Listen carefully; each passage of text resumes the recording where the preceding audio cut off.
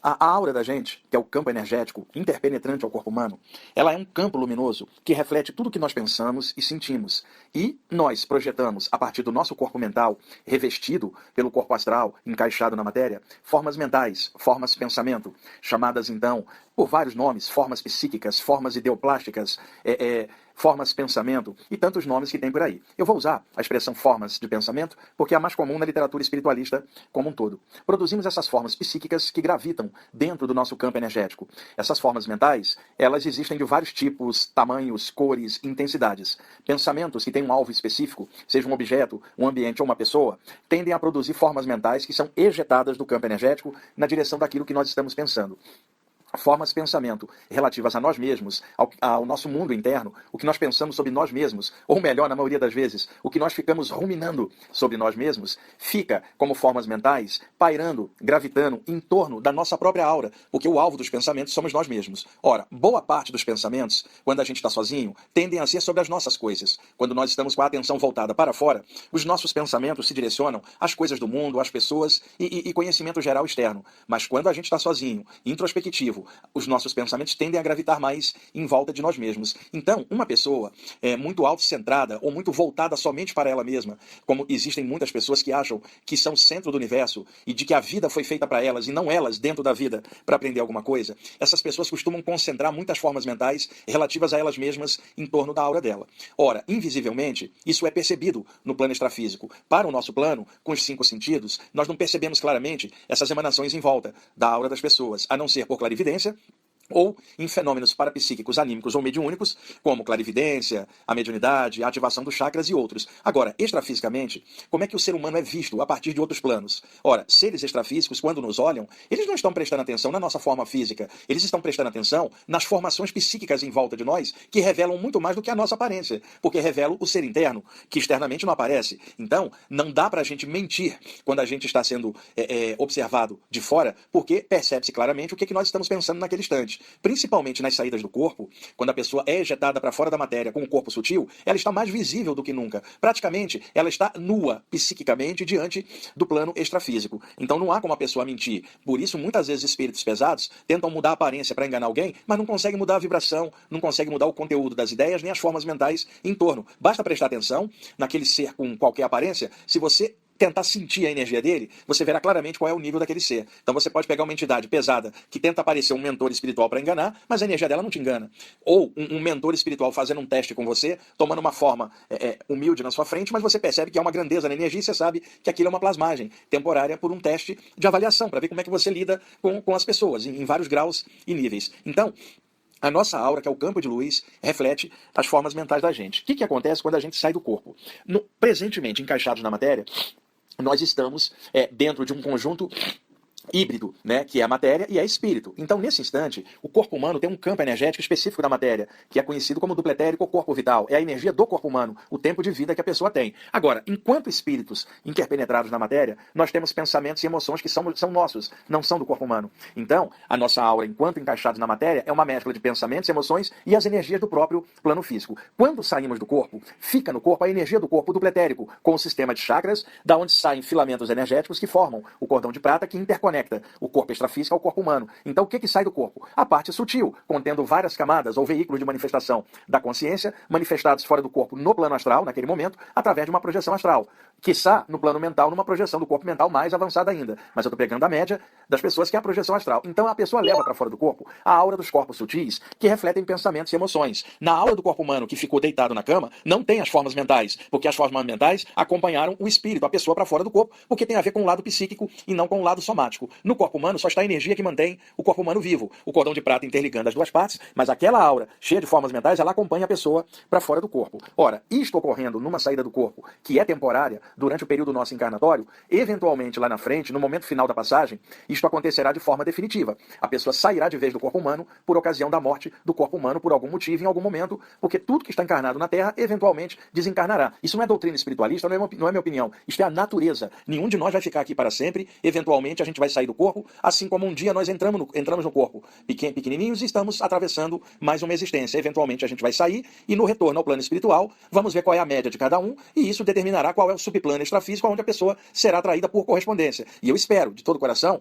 que tanto vocês que estão me ouvindo quanto eu mesmo, possamos ter uma média boa após a passagem na Terra, porque a gente aprendeu coisas legais, atravessamos as dificuldades, superamos nossas limitações, vencemos nossos defeitos e estamos caminhando na direção de algo melhor. Que na saída a gente esteja melhor do que na entrada, porque nós aproveitamos então a trajetória pela vida para crescermos, fazermos coisas legais, aproveitarmos a estadia aqui na Terra para aprendizados e trabalhos e, em suma, melhoria do caráter de nós todos. Então, quando é um momento definitivo, que a pessoa desencarna, o corpo sutil passa para o plano espiritual, queda o corpo humano aqui, o duplo etérico desgastado pelo processo da doença ou da morte se rompe, tá? Os chakras se rompem, os chakras do campo humano, tá? O cordão de prata se dilui e aí a pessoa se desprende para o plano espiritual, onde ela está manifestada com o corpo sutil, né? O corpo astral, perispírito, psicossoma, tanto faz o nome, que tem os parachakras, os chakras extrafísicos que já existiam antes da pessoa encarnar, que são chakras permanentes durante o período que ela está no plano extrafísico. Esses chakras não dissolvem com o duplo do corpo no duplo energético da Terra, não. Então, a aura, com todas as formas mentais, somatória de uma vida inteira, fica registrada em torno do corpo sutil. Ou seja, ao desencarnar, estamos dentro de um campo energético, apenas sem o corpo humano. E diga-se de passagem, a morte não transforma ninguém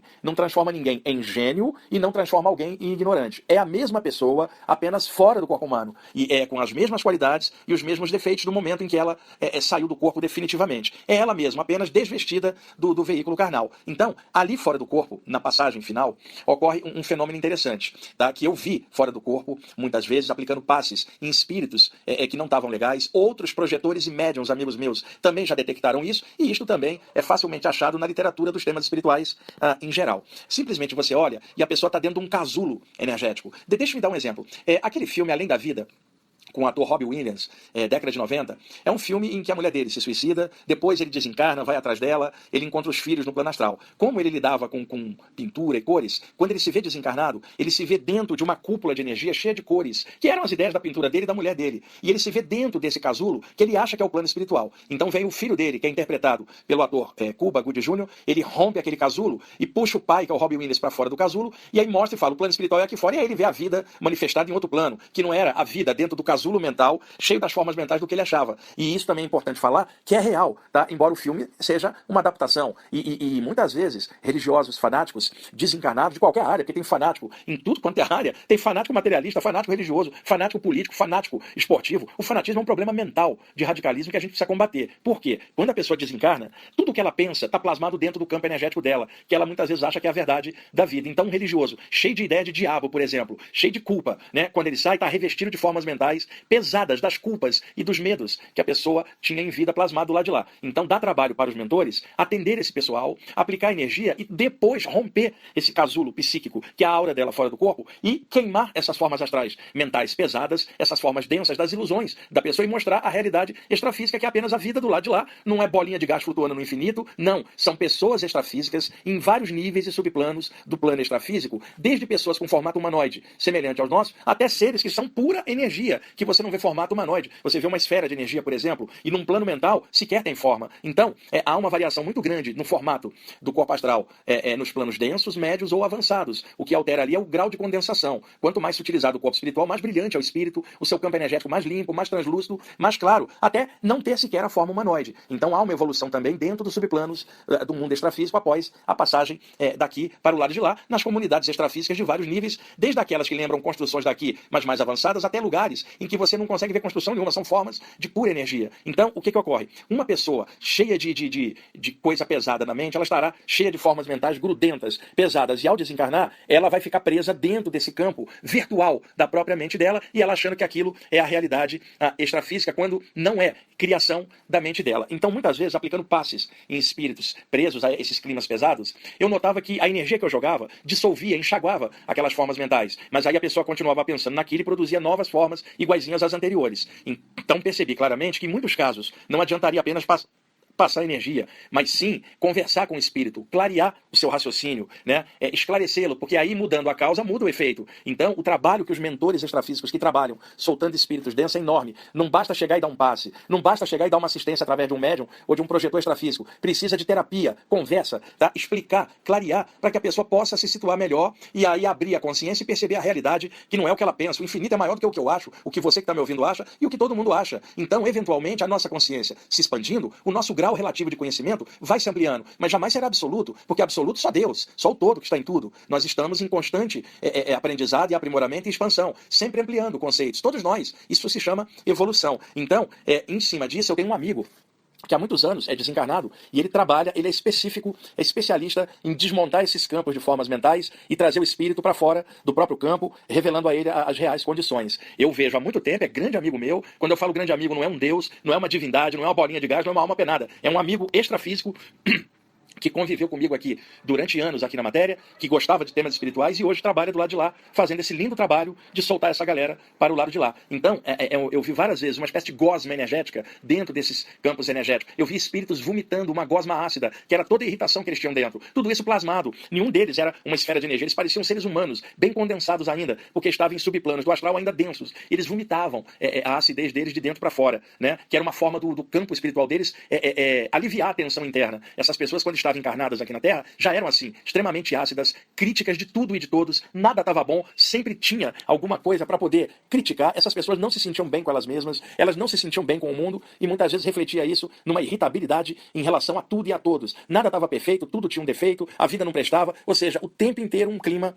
negativista. Bom, esse papo todo então que eu estou explicando tecnicamente dessa forma é em função de uma gravação que eu vou disponibilizar agora para vocês, porque tem esse meu amigo certa vez me passou um texto contando sobre isso. Tem um outro texto também da Companhia do Amor, que é um grupo de poetas extrafísicos que me passa a mensagem, também há muitos anos, que o Toninho Nascimento veiculou. Eu mostrei o texto para ele gravou há uns 15 anos. Eu achei essa gravação hoje e quero disponibilizá-la para vocês agora, porque é um caso desse que eu estava explicando. Então vou passar a gravação a partir de agora e aí depois a gente continua.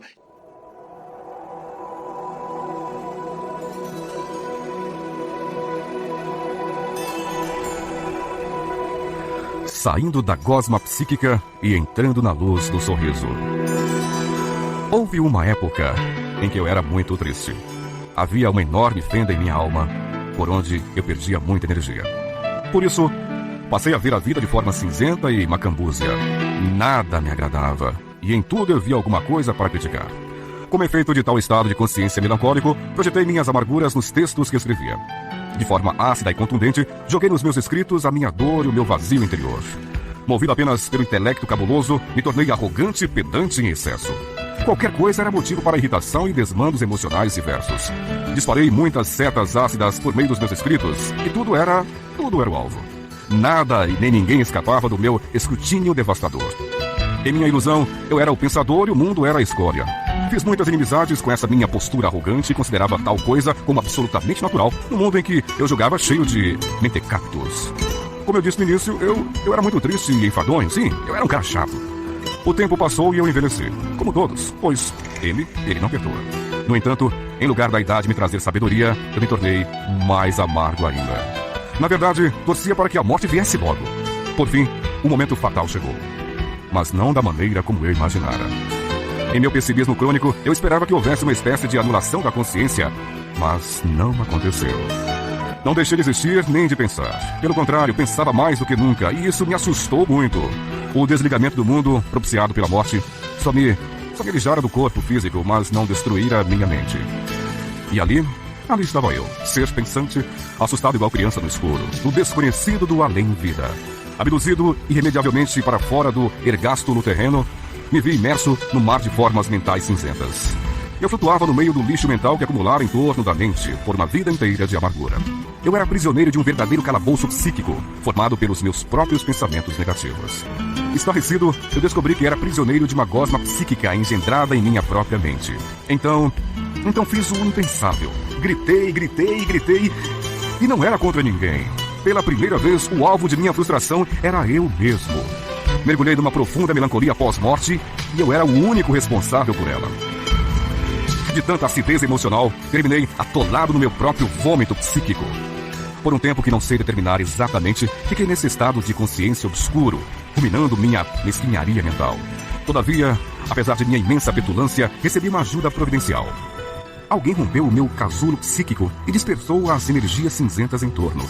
Era um homem alto e magro, de cerca de 60 anos de idade, meio calvo, com cabelos brancos nas laterais, vestido de branco e com uma expressão simpática. Ele me tirou daquela gosma terrível e me disse de forma bem humorada: "E aí, meu chapa? Está na hora de você arrotar sua amargura. Chegou o momento de abrir as portas de seu coração para que outros ares ventilem suas emoções. Eu faço parte do grupo de escritores e poetas da Companhia do Amor. E como você também escrevia lá na Terra, sobrou para o nosso grupo atendê-lo. Mas não esquente a cuca não, viu? Está na hora de melhorar, meu chapa." Guiado por esse novo amigo, me desprendi daquele clima psíquico ruim. Fui tratado e energizado. Tomei banho de luz e fiz terapia por um tempo. Mas o que me curou mesmo foi o bom humor desses fantásticos amigos da Companhia do Amor. Eles me ensinaram a rir e levar as coisas na esportiva. Me respeitaram, mas não fizeram concessões ao meu ego.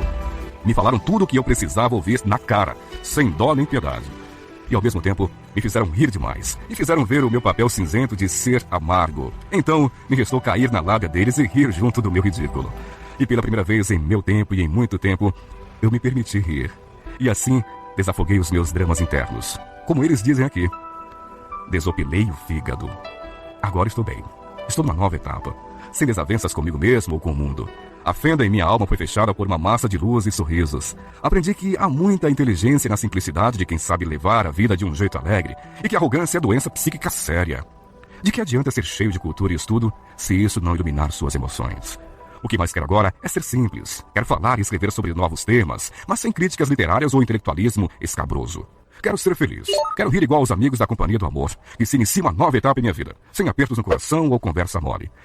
Que haja luz e risos para preencher as fendas que separam o ser de si mesmo.